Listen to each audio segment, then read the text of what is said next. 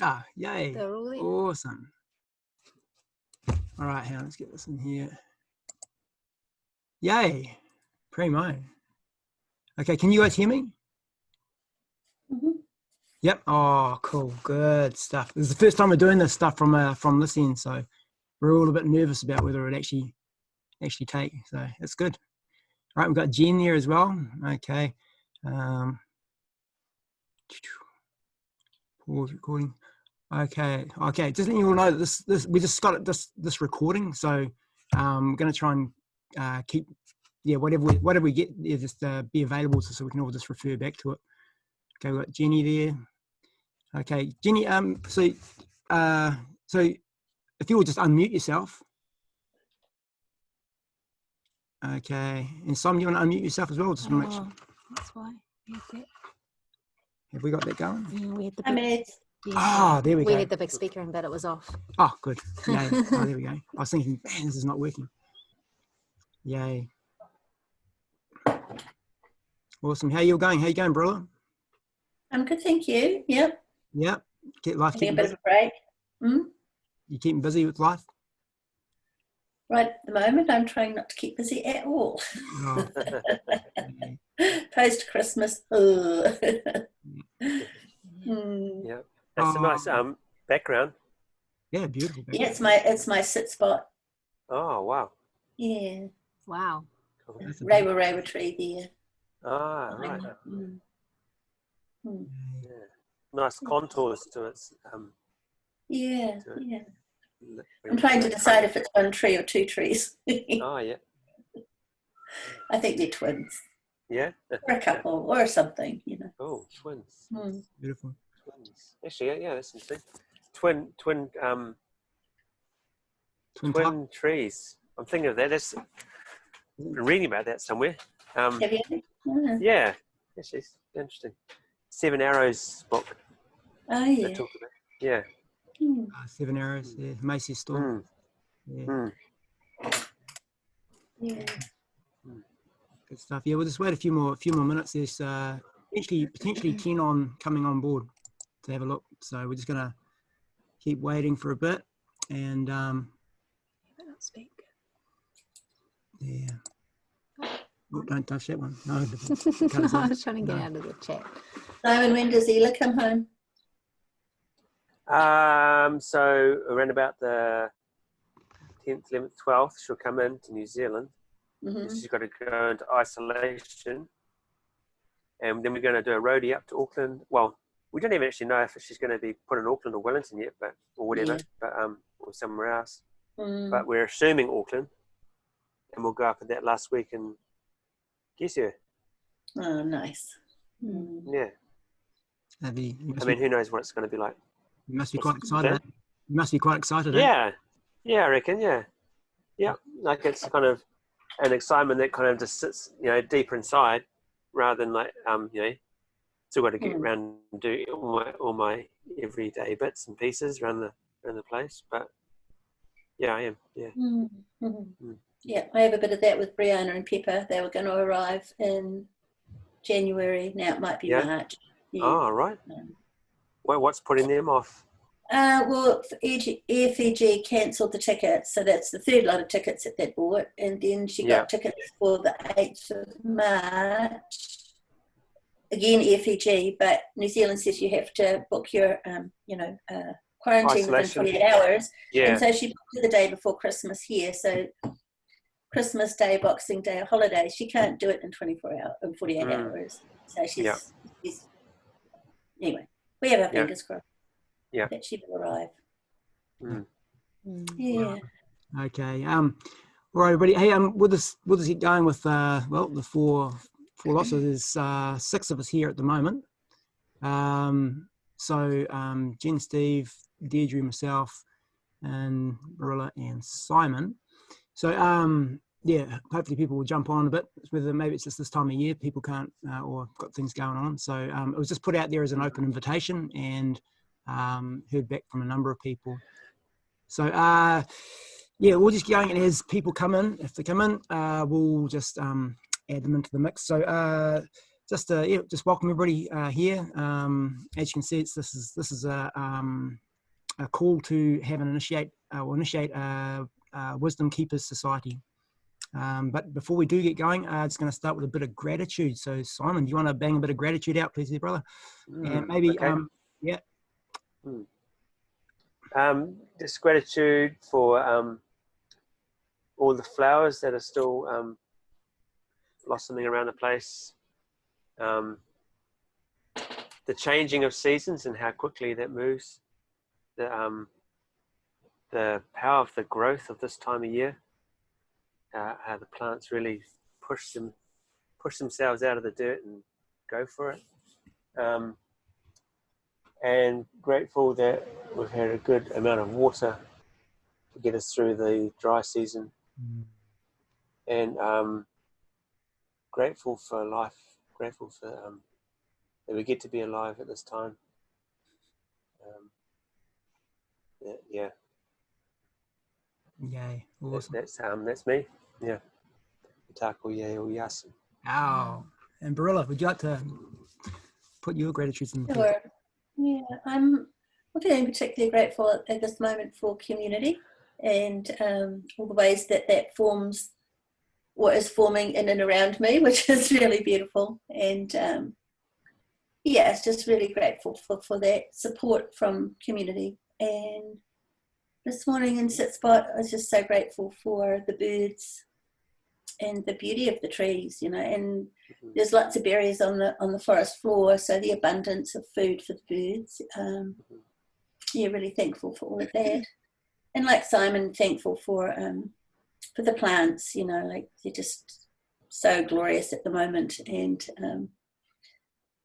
I have a big copper tub that I brought over to this place from my old place, and it is just smothered in red clover, and I'm just so grateful to have brought some beautiful red clover that I can harvest every day for cups of tea. And Wow. yeah, so grateful for all those gifts of nature and for the ancestors. I'm just feeling their presence a lot lately, and yeah, feeling quite tender around that, I think. So yeah, just grateful. And you can't get Steve and Jenna on just watching and listening, so we can't invite them, but I'm sure they've got their gratitudes there. And Moggy, would you like to put a bit of gratitude in, please?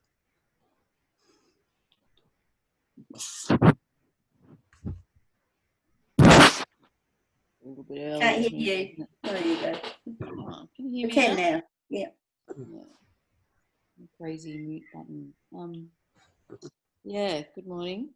It's early morning here, and I'm grateful for another day, and I'm grateful to wake up and have the kangaroos hopping around outside my window, and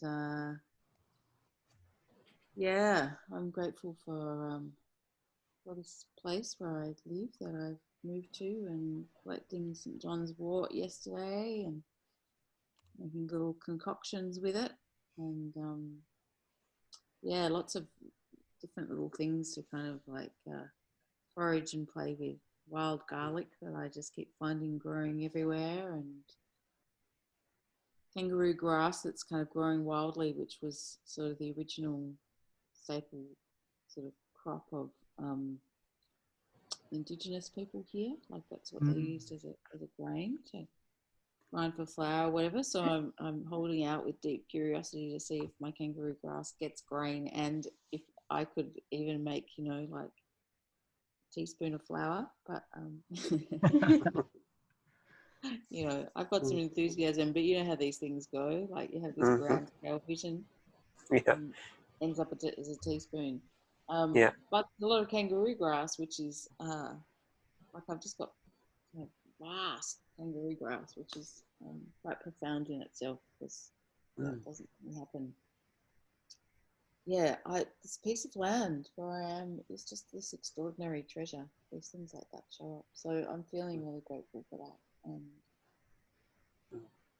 yeah, I just feel grateful for life, really. It's such a mystery, and it's such an unfolding, and yeah, it's extraordinary, really. This whole whole existence, really.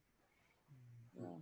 I was reading about lichen, and lichen is this, somebody was writing this thing about it's this extraordinary, sorry, I'll finish this quick story, but it's this strange combination of fungus and bacteria, and it just like kind of, it's not really anything, and it's just this combination that happens, you know, and it's like, wow, you know, what a world we live in.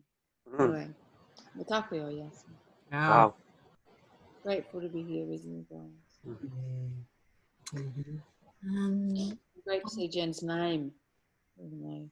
They can't interact. They can watch and listen. So I know, like, oh, how squishy. Write in chat. Yeah. They could write their gratitude, which they have. I'm grateful for actually technology, so we can actually have this, because I'm not really a technology person, so I'm grateful for that, but really grateful for the waters at the moment and all the teachings that are coming through, flowing through the waters, and the strengthening of my connection with the waters. Matakoye oyasin. Ow. Okay. For all that has been said and all that is unsaid, for all those powers of creation that allow us to be here in this time, place, and space, and to interact and grow ourselves in ways that would be healthful and happy for the universe and life itself, and for life itself, just wopala, wopala, wopala. Let our hearts and minds be combined in this moment, in this time, to do some good work and share some understandings and look at possibility. So, matakuye o yasin. Wow. Okay, so got a free platform. We've got 40 minutes. Well, half an hour now. Well, half an hour now. That's okay. That's okay. So this is the first gathering of potentiality, really. Many of you know, I've talked to many of you, and over time, and we live in a time where big change is coming. And so with big change coming, and it's not a matter of if, it's just a matter of when. And so with all that in mind, I'm not going to speak to that because we can all do our own research on that. And we're all at a place where we can look at that healthily and with understanding and compassion, you know. So moving forward, you know, ever moving forward, you know, for life itself, you know, we have to hold space and tend that space. And what does that look like? You know, in the time we live is a big time, and with big changes coming. So to prepare for that, to not fear that, not be worried. Well, actually, there's concern for worry, yes, and honor that. But more so looking at life. Okay, so how do we manage these up and coming times for our children and all people, not just our own human family? So that's pretty much what this calling is for, is to generate a group of people. Deirdre and myself been looking at a 500-year vision for about 12 months now. The initial inklings of that were from a personal vision quest in the Pine Barrens at Tom Brown Jr.'s in 2011. And so it was a real pondering how and what would this look like. So it's been manifesting now, and since doing a lot of work with Sal and Humblacher over in South Dakota, those things started showing up as to the how, the pragmatics, the logistics of that. And so it's a big call. It's a 500-year vision for life and the hope and creation of logistical spaces and education spaces for a large group of people to start gathering skill sets and learning. But a vision needs more than just what I would see is more than just a personality hanging on to it. Personality-based structures don't survive. They fall over pretty quickly once the personality is gone. So looking to create a structure that can hang on to a vision of life. So essentially the same vision of life that Tom Brown Jr. and all those characters hold on to, that larger vision of life. And in some of Tom's courses, he speaks to that, you know, that that, you know, there's actually a visceral body of a visceral vision of life that is in the spirit. So as a group of people, to be able to meet with that, to connect with that, and to be able to model, how do we hang on to a vision of life well? So this is why I'm calling everybody together, is to create a wisdom keepers group. So Tuatara being our oldest walking ancestor in New Zealand here. We may adjust that, you know, if we get more people from Australia to Mogi, you know. I don't know, you've got any Tuataras over there? I don't know, but I don't think so. You know, but so creating a group and to support this vision of life, but also to, in amongst the group, each person's personal vision, you know, each person's personal vision towards life, you know, and life itself, and to be able to support and grow, nurture and support each personal vision in amongst the group. And so there's some questions at the end of this. It's just for the next time we meet, if people choose to participate or continue with us. But a big part of coming together is looking at how we come together as male and female. I've invited 5 female and 5 male to be in this space, and keeping this group really small and tight to start with. And maybe it just stays at this core group, so that we can grow together, and whatever's needed, whatever support is needed to support each other's personal vision in relationship to that larger vision of life. And everybody that is here has been on their own personal journey. So hopefully, we're all at a point where we're sort of not churning through. Maybe there'll be some personal healing crisis stuff come up, or personal healing that's needed, but that we're at a level of growth and development where we're available to really take a hold of our personal visions and start moving forward with those. So what support is needed for that? So as a group of people, what resources does each person need? What emotional resources does each person need? What education does each person need? You know, what physical, healing, whatever it might be, as a group of people who are very conscious and caring, compassionate and visionary, be able to, what can we create to move each other's personal visions forward in health and happiness, and each person's lineage, their future lineage along. And so that's at the crux of this group. So just throughout this conversation here, I know the next while, is this for you? You know, maybe it may not be, and that's your personal choice. You know, and I would have no, oh no, they haven't come, or they choose not to. It's neither here nor there for me personally.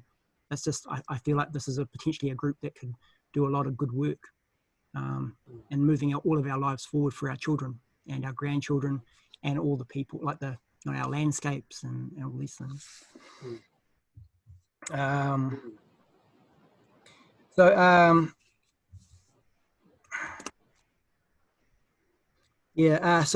just to speak to the balance of the male and female. So as a group of people coming together, now we've lived in this real patriarchal, this non-sustainable patriarchal model of being.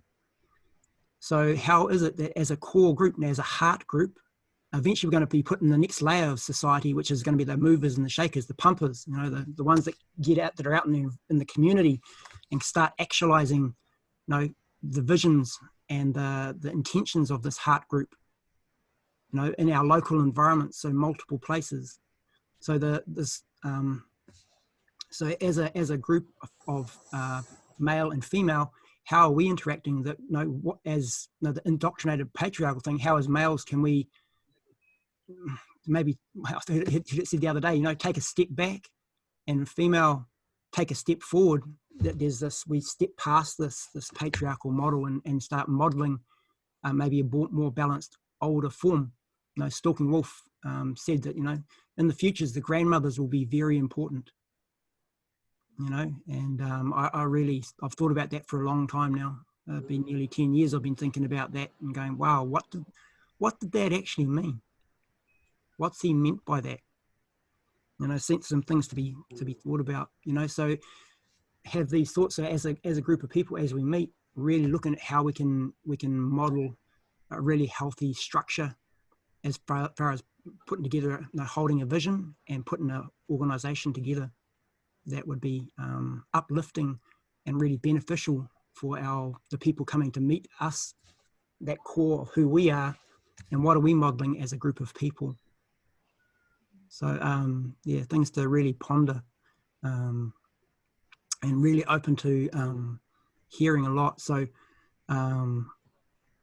yeah, really open to that. I've got these little thoughts and glimmers all flying through about it's all trying to pile out my mouth at once. So I'm just trying to contain myself and just get a few words out of it. Tend to get a bit high energy sometimes and just people. So I'm just breathe it down. All right. Deirdre, in our talking, have I left anything out? No. Okay. So yeah, just any thoughts for now? I'm just going to open it up. Just if you've got any thoughts, just that immediately coming up, just while I gather my mind again for the next little minute. Any questions, queries? I'm quite keen to hear from the kuia, the elder,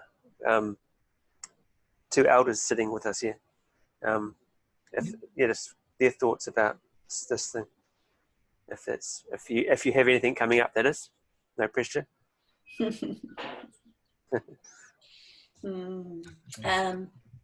thing that's on top for me is that I'm feeling quite full up with things that I'm doing, full up with times that I'm on Zoom, full up with commitments for this community, time to get out in the garden when, you know, hours on Zoom. So for me, this time has been a time, I'm hoping to take some time in January to really look at what things I want to continue with in that regard, so that I can free up time.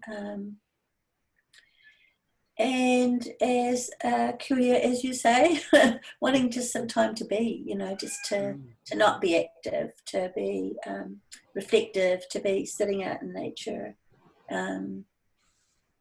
and doing what I do, which might be receiving or giving or whatever into that space. So I love the idea, and I think it's really important to be having a vision for the future, and a vision that's longer than, you know, our lifespan and our children's lifespan. I know John Young always talks about 200-year vision for getting, you know, 8 shields more around the world. So yeah, I like the initiative and I like what's being presented. I'm still, you know, unsure of how I will be able to move forward in it or with it. So that's my initial. Awesome. I guess the other thing, you know, I've been feeling a lot is it's all very well and good to be supporting an international organisation that's mostly based in the States, but also in Europe a lot.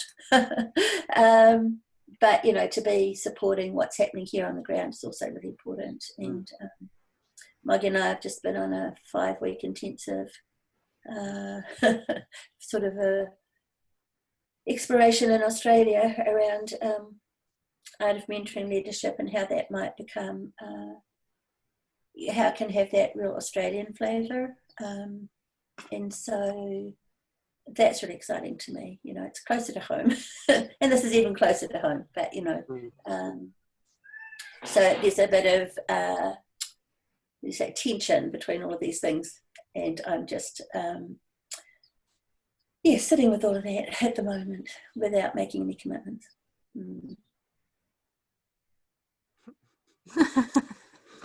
Yeah. So I was just reading Jenny's comment.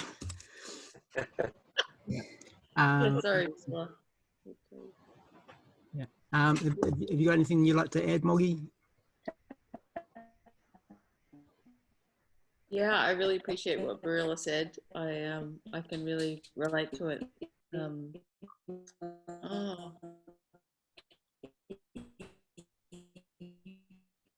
Can you hear me? Yeah, can hear you. Yeah, sorry, something's gone kind of weird. I don't know whether Barilla's frozen. Barilla might. Yeah, okay. Yeah, that's Barilla's frozen.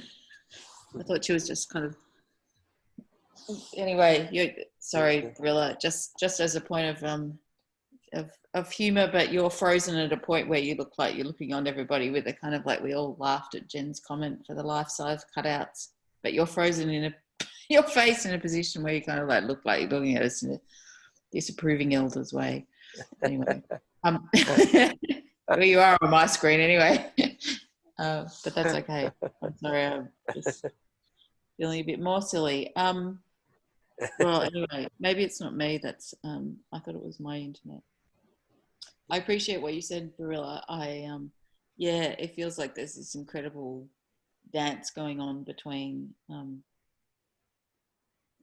tending many. Oh, she's gone. Oh, tending many things, and and just being present to kind of life in the moment. And I guess that's a piece that I have some curiosity about. Actually, sort of like, and I totally get the idea of having a vision, like at this time. I mean, that's how I live, I live towards this sort of like, like just a positive presence in the world, I guess,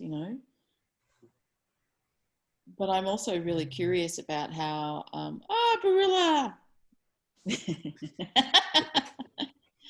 I'm also really curious about, I'm really deeply kind of aware that life is very unfolding right now, like, so there's one part that is about having a vision, but I feel like, in my heart right now, and I also like kind of carry sort of like a vision, and it's such an extraordinary thing, like it's unfolding. But it's everything so moment to moment. Anyway, that's my curiosity is like, what does that look like to kind of dialogue, to respond to the moments and respond to what is unfolding, and then hold something that is bigger. But I guess I'm kind of curious, is this a sort of vision that is something that you will share, and then we would share our sort of personal visions into, or you don't quite know yet, like what it might be, or. Yep. Okay. Yeah. So I've just written down here. So the vision.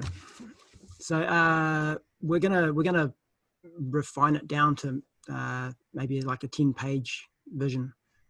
So in a nutshell, creating land caches. So looking to create like potentially hundreds, or maybe if we can, thousands of acres of food forest.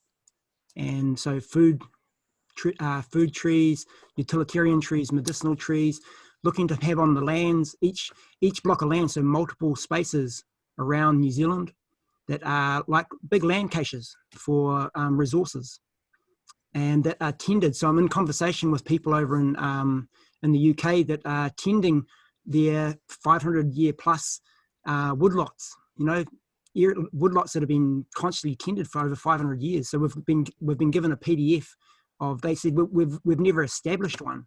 This is really exciting, but here's our management processes around this. Here's our protocols. So they've sent us PDFs on these things here. We're using, I don't know if any of you have checked out the New Zealand climate change prediction models, and maybe in Australia, Moggy, checking that out, climate change prediction models. And it's given a 90-year prediction model with six different models on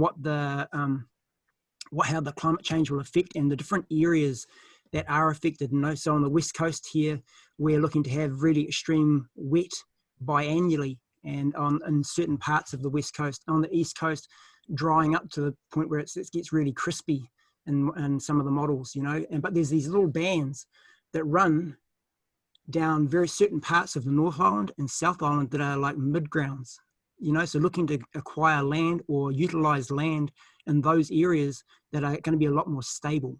So looking at using science that we have here now, really looking towards prophecy that No Stalking Wolf was put forward through Tom, and Oh, okay. It's saying I've got to run out of time with. We've removed the 3-minute time limit. Oh, we've got a gift. Oh, primo. Yeah. Sweet. Okay, that's what that one is. Awesome. So really looking at like creating land caches, and then on those caches, generating people that kaitiaki that have certain attributes that's their passion. So looking at permaculture and having people creating like maybe a 5 to 10 acre permaculture gardens that can feed people, like shitloads of people. And the land is utilized. My brother's very keen to look at farming, but from an organic point of view. So using livestock and tending livestock from a long-term, what is the knowledge that is needed? So he's looking at potentially coming in, because farming's been his life, you know. So looking at how do we have landscape, the fauna on the properties. Then looking at how do we caretake these lands, and what do we need to carry, and what education is needed for all these people to tend and pass that information on to the young ones coming through.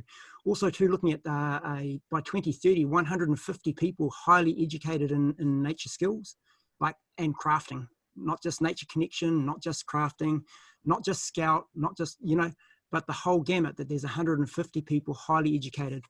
And to that group of people, 200 plus children connected to those people. And ultimately, our children are going to need quite a big breeding pool. Some of you hear me joke about this, but we're going to need a bit of a bigger breeding pool than a couple of families, because it's going to get pretty funky, for those kids, Oh, your eyes are really wide, Okay, mammy sister. It's looking at this bit comically, it's just like, the reality is, if we're creating a culture, a village, tribal possibilities, and so this, empowering the science and saying, is science going to get this together? But if it doesn't, so ultimately also too creating I'm going to call it a backstop foundation. Cool, science community, we're going to support everything moving forward. But if you guys drop that ball, then we're going back to nature, and having the people that can support that. So ultimately holding a vision of education, support, resources, whatever is needed for, and I'm extending this out towards you, Mogi, as well, over in Australia. And what can we model that creates these foundational possibilities for life to continue in a good and healthy way? What is needed? So looking at villages, like how do you manage what sort of shit is needed to look after like 100 people at one spot when there's no whatever way that might be, for long term. What does it look like? Water supplies, how to keep the water supplies, what is the land carrying capacity in each area, and then referring back to Tom's work, building safer villages and community, or farming, during those courses there, really looking at the land carrying capacity, what's needed in certain places at certain times of the year.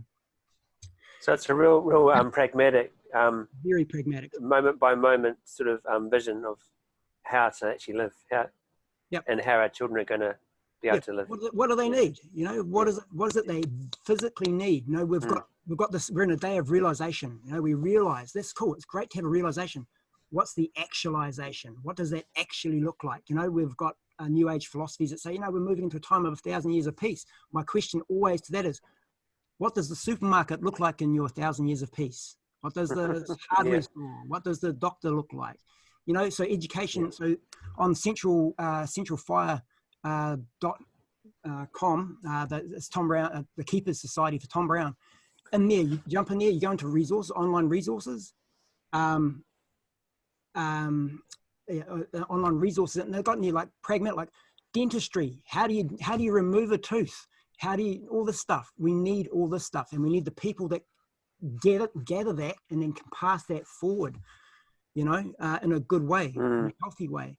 And so in amongst this larger vision, so I feel like Deirdre and I'll speak for Deirdre and myself, and if I'm missing anything, you can speak to that, Deirdre, is that we feel our role is initiating. Well, I'm definitely an initiator. I'm not necessarily someone who carries stuff forever. I'll generally gather, I'll harvest until I can teach it, and then I'll go and harvest something else till I can teach it. So is creating a foundation support network of resources, land, and eventually those land caches will be educational centers.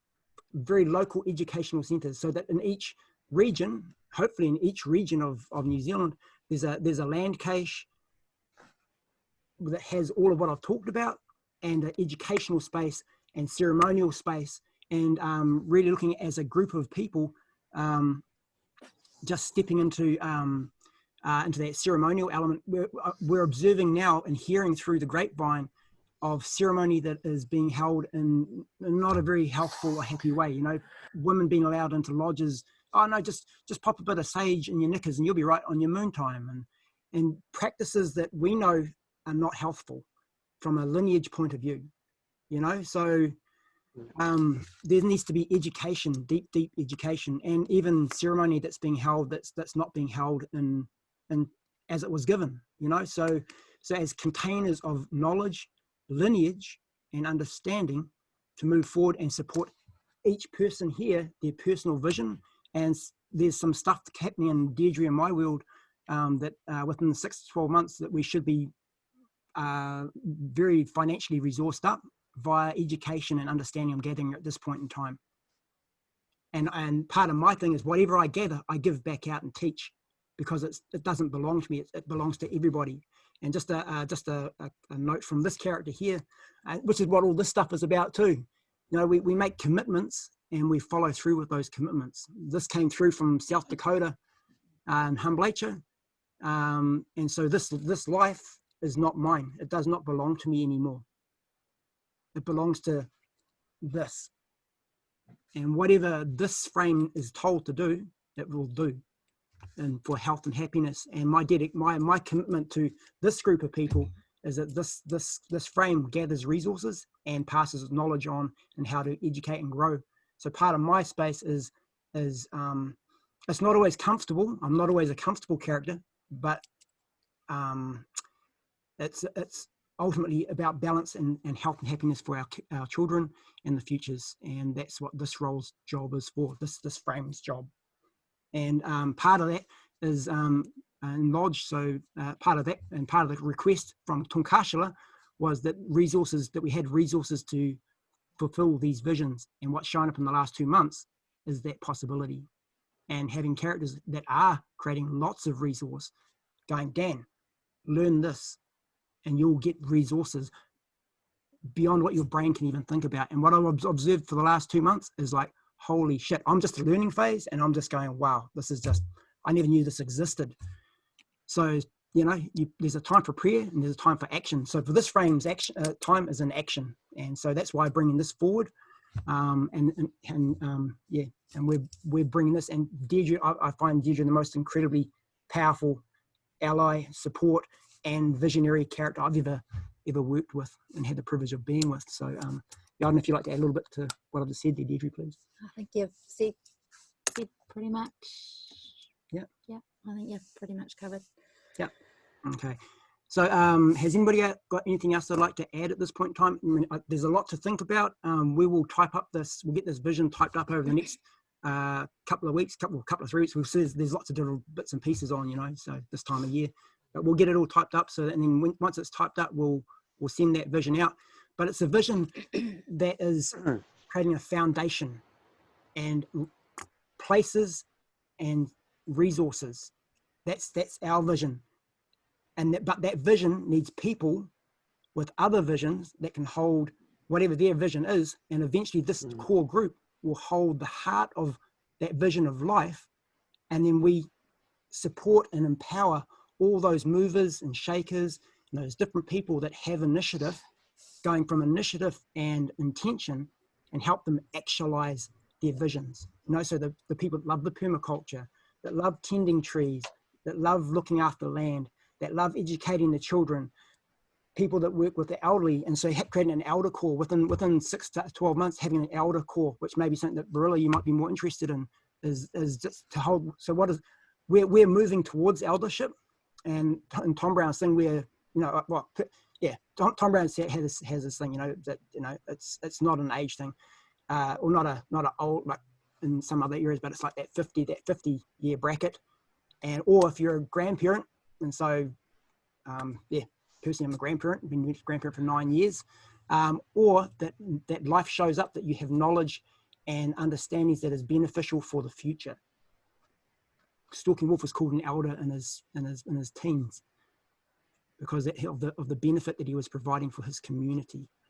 So, but on saying that, you know, we have an elder who has a lot more experience of being an elder, you know. So, so maybe there's an elder group that's needed. That's another layer.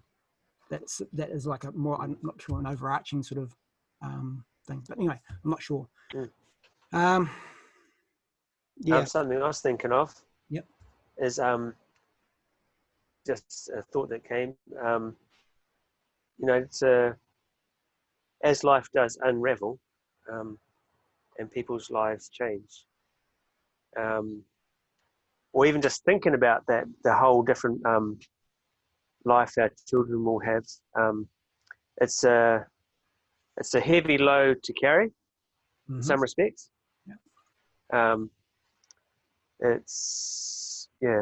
I think we need ways, you know, ceremony or something that that helps people to carry that load, so it's not a burden anymore, but it's actually like turns into something that gives them energy and direction, rather than something that like overwhelms and then causes people to turn away. Because you know, this easy option is to see that's too much, it's too intense, I'm going to ignore it and just carry on like normal. So we need to learn ways of healing and helping people hold that. Yep. Hold that burden. Yeah, absolutely. And I know for myself, like when my granddaughter passed away in 2014, like it was like there was a 6-month period. I was sleeping for 1 hour a night for 6 months, and I was like, man, what does this mean? You know, and it was 3 weeks after she died, I had my first Sundance, and so I was dancing to this, you know, and holding this vision for like 4 days. Like, what does this mean? This life does not belong to me. I've lived a good life. This life energy belongs and is forfeited to the future generations. That's who this life belongs to. And in doing that, looking towards the vision of their health and happiness, and Tom spoke about this a lot, you know, we did this workshop, Escaping Darkness workshop, and we were in an area he calls hell. And so we're doing a lot of work in that hell area. And man, vision is such a powerful tool. If you tap into a vision, it has a visceral power of its own. So as this group of people in this core group, I like some of you may have experienced me bringing some information to you several months ago. And it's like, cool. It's one of the last times I've spoken about that as a body of information, because people can't cope. But it's not to cultivate fear. No, we need to have, you know, as Tom said, you know, you need to know what is around you so you can actually make conscious choices and take appropriate actions. Now, the scout does not. The scout goes out and gathers all information to then make really informed decisions. You know, and unless you've got that information, you can't make informed decisions. You just you flounder around, you flounder by. You need that vision. You need the information to grow that. And so having vision is a healing tool. So an intentional heart group that holds vision, an intentional heart group holding vision, we can all become the support structure that we need, the energy, the resources, the whatever that might be, and the pragmatic, like, okay, Simon, you're feeling overloaded with this. Cool, we'll come down. Let's jump in the sweat, you know, let's have a sweat. Or let's all, okay, people on this day, let's all raise the chanupa towards this intention for support, so and so. You know, so these up and coming times, you know, we are in a time period where we need to manage this well for the future generations. It's not a matter of putting our heads in the sand or going, oh my God, what's going on? Oh, them or they, because Stalking Wolf said, you know, to point the finger, to lay the blame is the coward's journey out. We can't do that. We don't have the time to do that. So David Attenborough has given a time frame of 9 years. You know, and if we look at that in a day rate, that's 3,255 days. Or month-wise, 108 months before we start moving into one-way climate change gateways. If the governments don't get on it, all power that they do, that our governments come together, the countries come together, industry comes to a more healthful place. But if they don't, I'm not placing all my eggs in that basket. I'm going to put some in a backstop place of going, cool, I'm going to support my children to walk 2 worlds. But if that other one falls over and it's not healthful and not sustainable, then they return to the earth. As Stalking Wolf said, or Tom says, you know, the children of the earth. They have the knowledge, the skills, and the understanding to live a life of love, joy, peace, and have a deep sense of purpose and take on their original instructions, or have a deeper understanding of those original instructions. So, Yeah. Well, Dan, Which is where, sorry, go Monkey. No, you go. I was going to say, yeah, that's where we need that peacemaking stuff that Barilla mentioned, and yeah, other ceremonies like the sacred fire. But sorry, yeah, Monkey, go for it. No, I mean, I see say. that it's critical as well. I think, you know, I guess I know of lots of communities here in Australia that have built themselves around a physical presence and sharing, and that they fall apart without the relational part, without a kind of purpose of action. And I guess in my own experience as well, like I find that, you know, if we can come together in connection, you can achieve a lot. And if you don't have the connection, you don't achieve terribly much, is my experience. Like you just faff about, or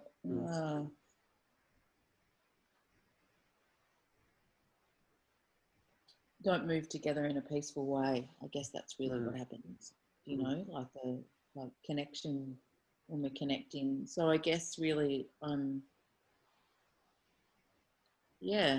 curious how you think this might work, Dan. Like I hear what it's about, and actually I see that this vision is kind of appearing everywhere, that it seems to me, and through conversation and through my own experience of the land that I've just moved to, that is about that as well. It's like, okay, right, I'm just going to create gardens here, you know, and I want to create a place with this food, and you know, that's why I'm blown away by what food is here that I didn't know was here, you know, like it's extraordinary to have fields of kangaroo grass. Like I don't know anybody, you know, our indigenous mob are growing it purposefully, like, and it's here in a field, you know, like that.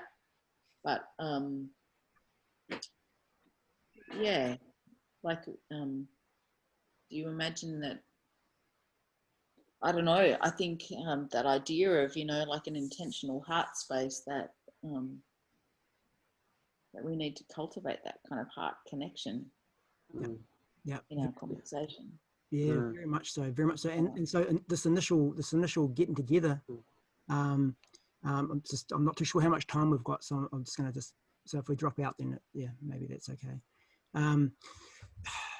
So this coming together. So how is it that we can come together in a healthful way that is sustainable as males and females? You know, a big crux and part of our process at the moment, and that a lot of the world keeps struggling with, and we're all struggling with in various layers or whatever, is that male-female connection, and that male-female.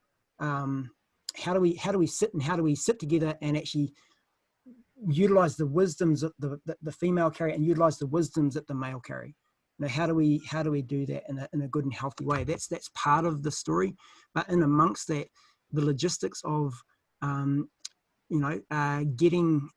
getting initiatives happening, getting action starting to take place. You know, I feel like we live in such an age of realization, but the actualization part really struggles, because people struggle with whatever's sitting in their mind, you know, whatever personal issues or things that they're struggling with, or filters. You know, so as a group of people to really have a really crunchy conversations over the next few months, really, maybe it's crunchy, maybe it's delicious, whatever it might be, but that we've got a okay, we all have this vision of life. Our personal one, with our group or larger vision is this one of these land creatures. The resources and people are starting to come towards that. So because we've laid that intention and said, Tonkasha, this is where we're selling a house in the next month or a couple of months. And we are pouring all our resources towards that vision. And what's coming towards us is people ideas, resources. So once the commitment is made, like that quote from Goethe, once the commitment is made, then the universe comes onto your door and gives you what you need.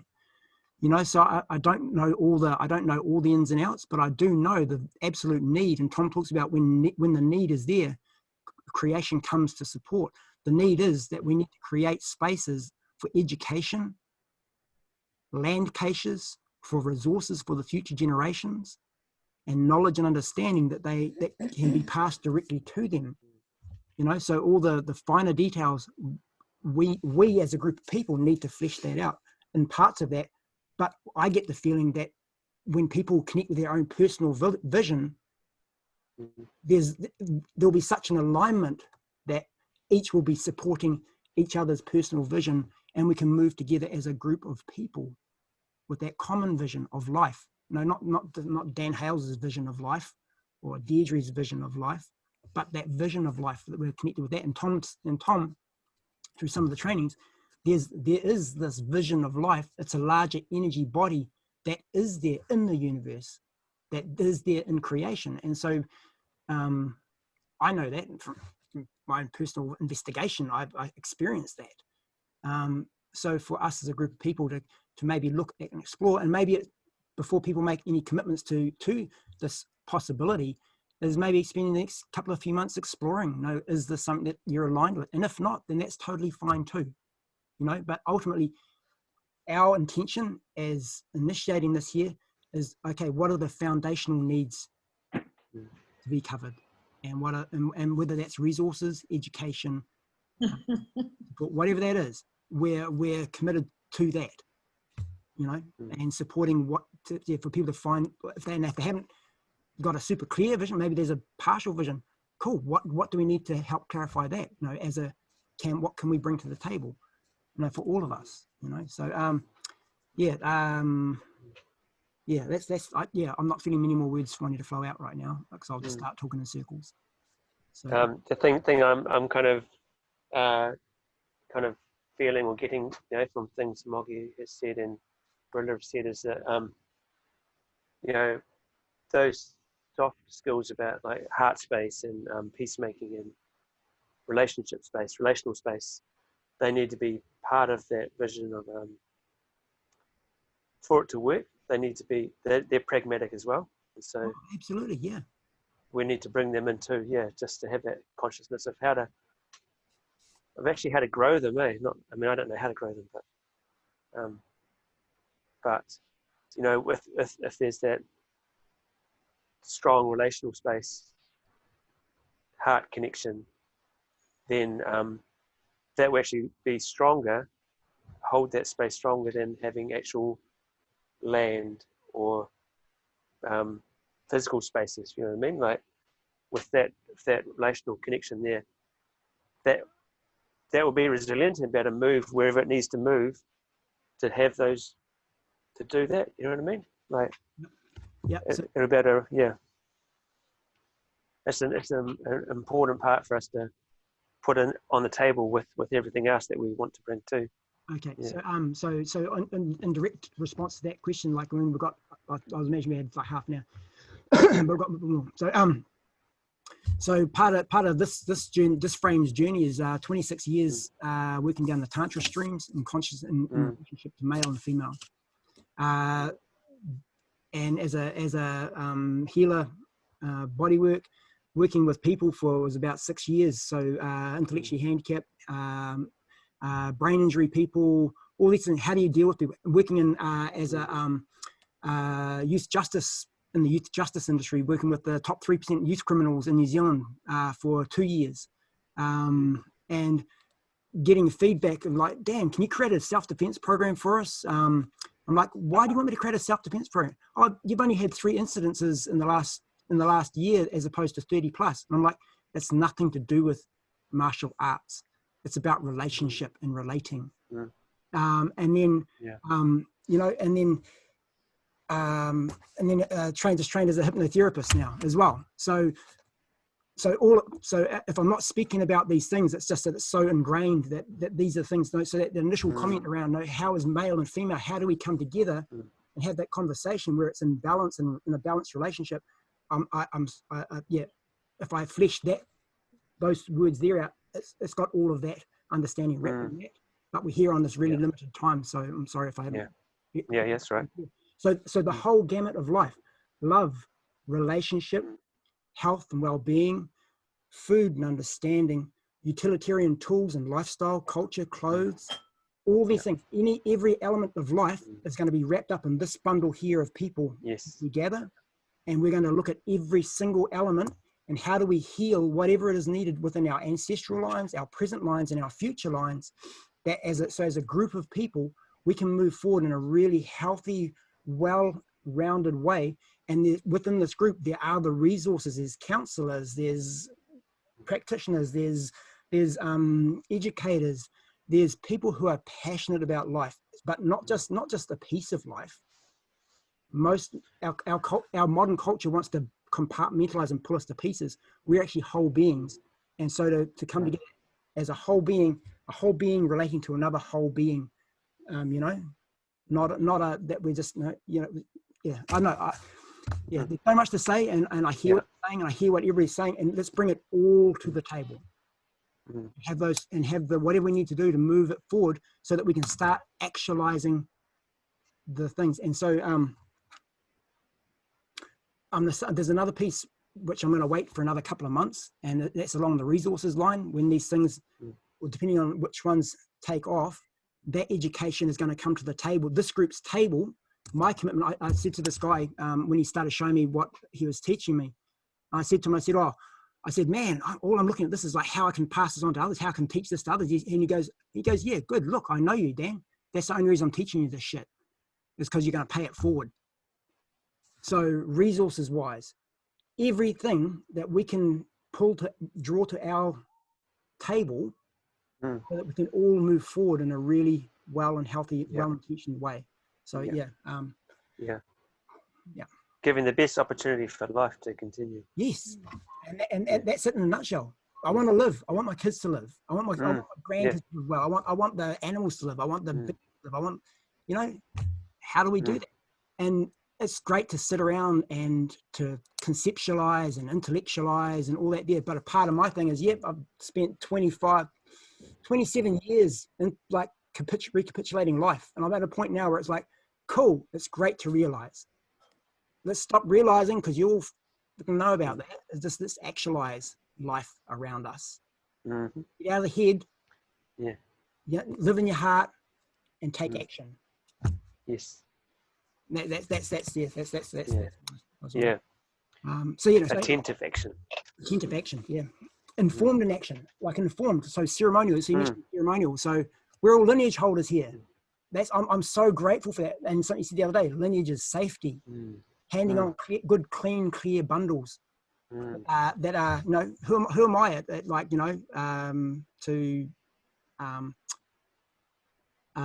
in what I think I know, or what I think I've gathered, who am I to start changing ceremony around me? I wouldn't. It's like, I don't know the depths of those thousands of years old wisdom. I'm going to do the best I can to hold what is given, so that I can, if there's that rope coming from the past that's feeding into this place here, why would I step aside and why would I go, ooh, I might just change this, and then I go and cut that rope? I'm connected to a lineage, and it's like, no, you're not. You just cut that off, because now you're doing different actions. Why would you do that? So these are things that we're going to be bringing to the table as well, as like, so, and putting out to like New Zealand is starting to go off. Sweat lodges, various other indigenous ceremony, and it's that people are choosing to change that because they want to change that, want to grab this bit and that bit and this bit here and cherry pick. Why? Is it just an ego trip for people? What is that for people? I really question that. So so our commitment is to lineage. Our commitment is to life. And anyway. Oh.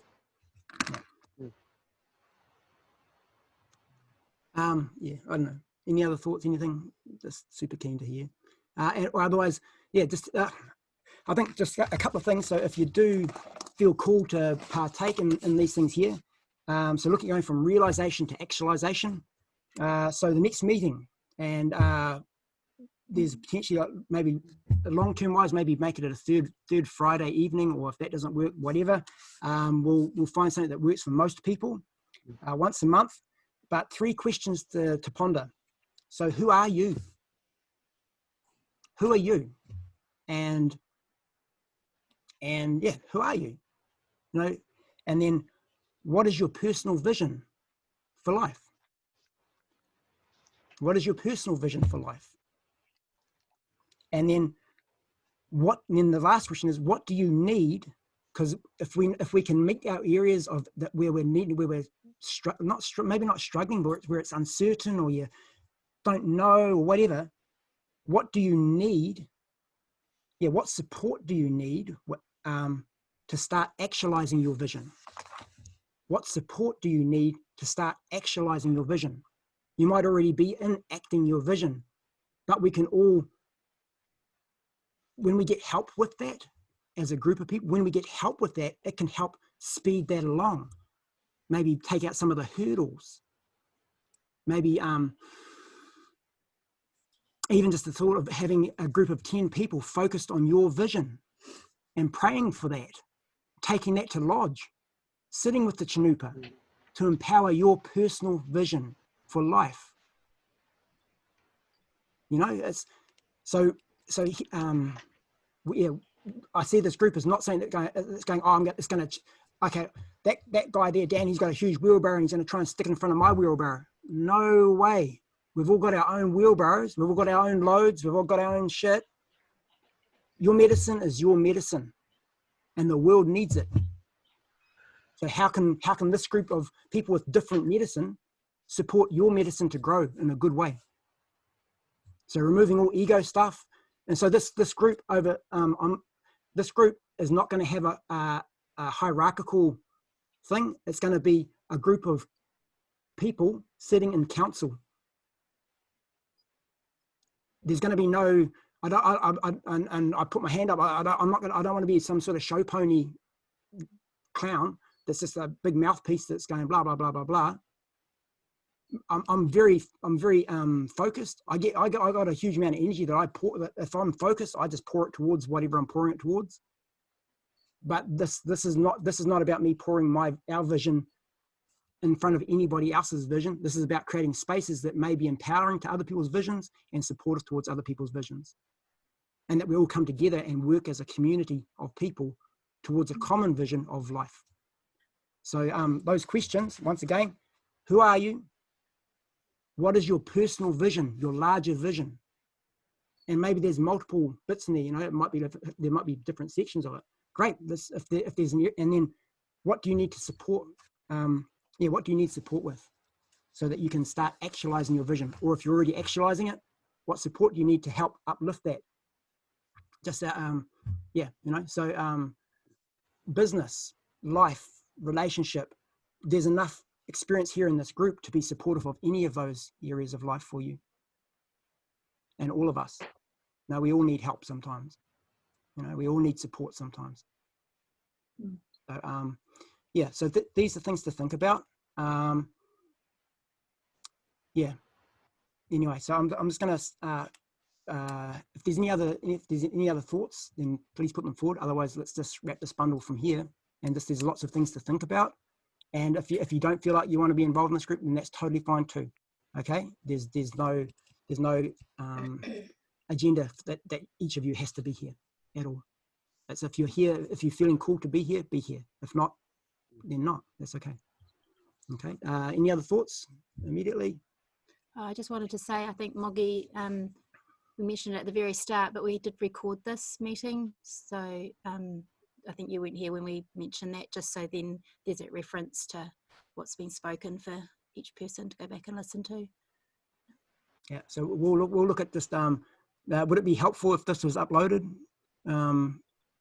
so that you guys could come back to it, or we'll just keep it in our computer? Yeah. So I don't know if you do want access to it, just flick us an email and we can just flick it straight through there. Okay. All right. I guess I just want to say, Dan, you know, that I mean, I resonate with all that you say, and I suspect a lot of us do, because we've all, in one way or another, been living this for a long time. And so I guess my interest probably lies more in, you know, what this actually looks like. What, you know, like if we're sitting here in council, then what does everybody's voice have to say? Yeah, exactly. You know, you know, I can hear the passion that you have and what you want to do, and I guess I'm curious about everybody else that's here. But you know, maybe that's something for next time. Or yeah. And I'm not quite sure. Were you sort of saying to meet once a month or something like that? Yeah. So the potential, like, is it, and this is something to be a discussion. You know, is it something that we meet once a month on this medium, and then as these next ones coming up is like, so who are we? And so these questions. So who are we? So each person to be able to just speak who they are and share their personal vision, and if there's any needs, you know, and so maybe it's breaking out to small little breakout groups, or, you know, or is it that we go, okay, cool, for the next few months, each time there's going to be maybe a couple of people speaking, you know, and they get half a session at a time just to put out their personal vision. I mean, it was these free Zoom things are like a 40-minute possibility, you know, and so so me speaking today is really just, okay, so why have we called this? Why have we called this to initiate this going, you know, and so to speak to that. So if I've been talking a lot, there's no intention of that happening like that at all in the futures. It's just, okay, cool, we're here. Okay, now okay, what do we need to talk about and speak about? So each person really having their space in that place to take as a half a session or a whole session to speak about their own personal vision and what they're trying to enact and bring into life. You know, so really it's creating a space, a space where this group is sitting around and witnessing each other's journeys and holding each other's journeys and then being supportive to actualizing those journeys. Yeah, so that kind of links back in with starting to build the relationships, building our relationships with each other. And yeah.